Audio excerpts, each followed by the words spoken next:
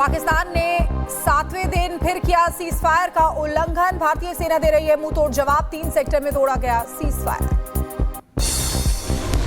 भारत की सख्त चेतावनी के बाद भी नहीं सुधर रहा पाकिस्तान। परगवाल बारामूला कुपवाड़ा में की फायरिंग। अरब सागर में भारतीय नौसेना फिर करेगी शक्ति प्रदर्शन। भारतीय नौसेना ने अभ्यास का किया ऐलान। अरब सागर में कर चुकी है एंटी शिप मिसाइल के परीक्षण। भारत ने पाकिस्तान के लिए एयरस्पेस किया बंद। पाकिस्तान एयरलाइंस के लिए जारी किया नोटम। अब भारत के रास्ते नहीं गुजरेगा पाकिस्तान का विमान। प्रधानमंत्री नरेंद्र मोदी के आवास पर हुई हाई लेवल मीटिंग। विदेश मंत्री एस जयशंकर और आर्मी चीफ उपेंद्र द्विवेदी रहे मौजूद। मौजूदा हालातों की दी जानकारी। गृहमंत्री अमित शाह के आवास पर हुई बड़ी बैठक। जल शक्ति मंत्री सीआर पाटिल रहे मौजूद। सिंधु जल समझौते पर रणनीति को लेकर मंथन। एयर स्पेस बंद करने पर बोले बीजेपी नेता शाहनवाज हुसैन। कहा पाकिस्तान के खिलाफ भारत की एयर स्पेस स्ट्राइक। हर तरफ से पाकिस्तान को किया ब्लॉक। पहलगाम आतंकी हमले से जुड़ी याचिका पर आज सुप्रीम कोर्ट में सुनवाई। हमले की जांच के लिए न्यायिक आयोग के गठन की मांग। पर्यटन स्थलों की सुरक्षा सुनिश्चित करने की मांग। पहलगाम आतंकी हमले के बाद कुवैत ने दिखाई एकजुटता। विदेश मंत्री एस जयशंकर ने कुवैत की विदेश मंत्री से की बात। कुवैत के समर्थन के लिए जताया आभार। अमेरिकी विदेश मंत्री मार्को रूबियो ने एस जयशंकर से की बात। पहलगाम आतंकी हमले की निंदा की। भारत के साथ सहयोग के लिए प्रतिबद्धता की पुष्टि की। रिपब्लिकन सांसद ने पाकिस्तानी सेना प्रमुख असीम मुनीर पर किया कटाक्ष। कश्मीर को गले की नस बताने को कहा भड़काऊ। पहलगाम आतंकी हमले पर की भी निंदा की। अमेरिका के सामने गिड़गिड़ाया शहबाज शरीफ। मार्को रूबियो से भारत को रोकने की अपील। पहलगाम हमले की पारदर्शी और विश्वसनीय जांच की मांग। पाकिस्तान को 24 घंटे सता रहा है हमले का डर। पाकिस्तान एयरलाइंस ने सभी उड़ानें की रद्द। पीओके की ओर जाने वाली सभी फ्लाइट्स कैंसिल की हैं। पाकिस्तान के डिप्टी पीएम इशाक डार ने फिर दी गीदड़ भभकी। बोले पाकिस्तान युद्ध की पहल नहीं करेगा, लेकिन हमला हुआ तो दोगुनी ताकत से जवाब देगा। पाकिस्तान के रक्षा मंत्री ख्वाजा आसिफ का बयान। बोले भारत के साथ बढ़ रही संघर्ष की संभावना। तनाव कम करने के लिए अन्य देशों से लगाई गुहार। पाकिस्तानी नेताओं के बयान में झलक रहा हमले का डर। मरियम नवाज बोली बॉर्डर पर टेंशन है, लेकिन हमें डरना नहीं है। पाकिस्तान पीएम के राजनीतिक सलाहकार राणा सनाउल्लाह को सता रहा एयर स्ट्राइक का डर। कहा अगर कुछ होगा तो एयर स्ट्राइक या मिसाइल अटैक जैसा होगा, जिससे बड़ा नुकसान होगा। पाकिस्तान ने आईएसआई चीफ को बनाया नया राष्ट्रीय सुरक्षा सलाहकार। असीम मलिक को मिली जिम्मेदारी। भारत के पूर्व रॉ चीफ को बनाया था एनएसएबी चेयरमैन। पहलगाम आतंकी हमले की जांच जारी। पहलगाम की बैसरन घाटी में हमले वाली जगह पहुंची राष्ट्रीय जांच एजेंसी एनआईए के साथ जम्मू कश्मीर पुलिस भी रही मौजूद।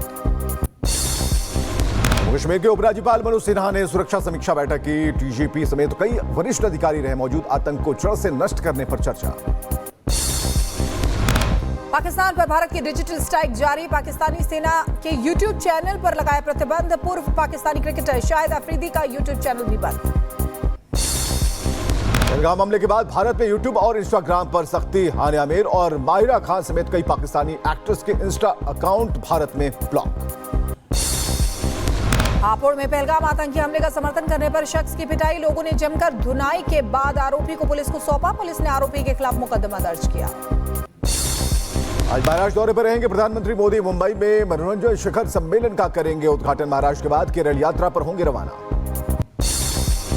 गन्ना किसानों को मोदी सरकार ने दी सौगात। एफआरपी में 4.41% की बढ़ोतरी। सरकार के फैसले के बाद 355 रुपए प्रति क्विंटल पहुंचे गन्ने के दाम। देश में आजादी के बाद पहली बार होगी जातिगत जनगणना। बिहार चुनाव से पहले केंद्र सरकार का बड़ा फैसला। 2026-27 में जारी हो सकते हैं आंकड़े। प्रधानमंत्री श्री नरेंद्र मोदी जी के नेतृत्व में राजनीतिक विषयों की कैबिनेट समिति ने यह निर्णय लिया है कि जातियों की गणना को आने वाली जनगणना में सम्मिलित किया जाए।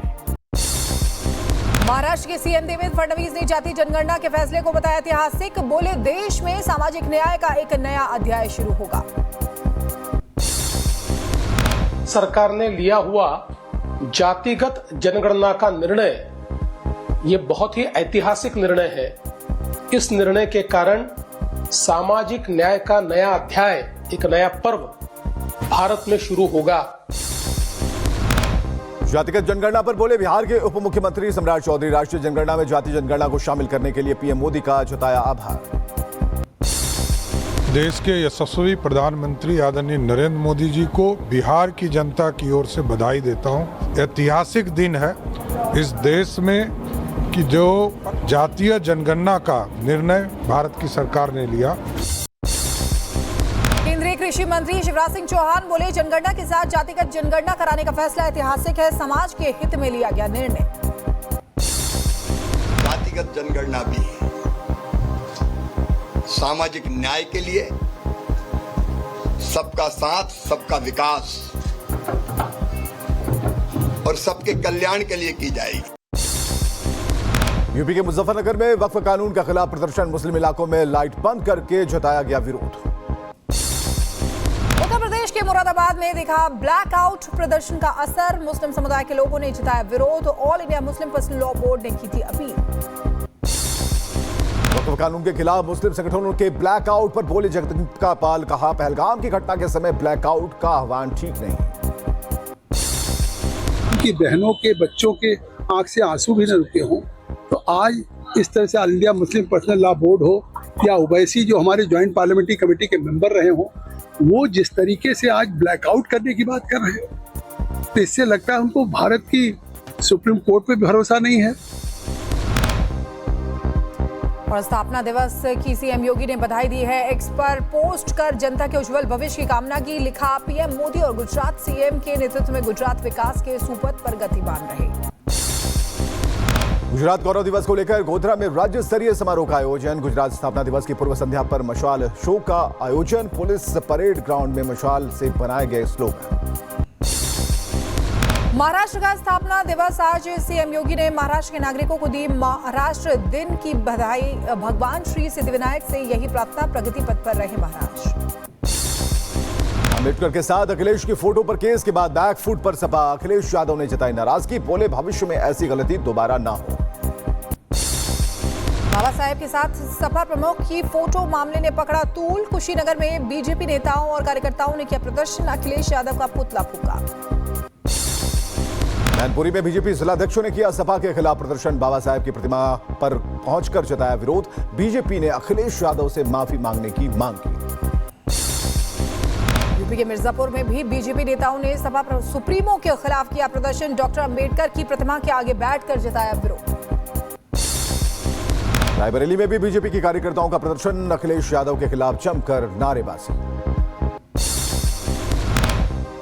यूपी के बुलंदशहर में बाबा साहेब के फोटो के साथ छेड़छाड़ पर फूटा आक्रोश। बीजेपी कार्यकर्ताओं ने सपा प्रमुख अखिलेश यादव का पुतला फूका।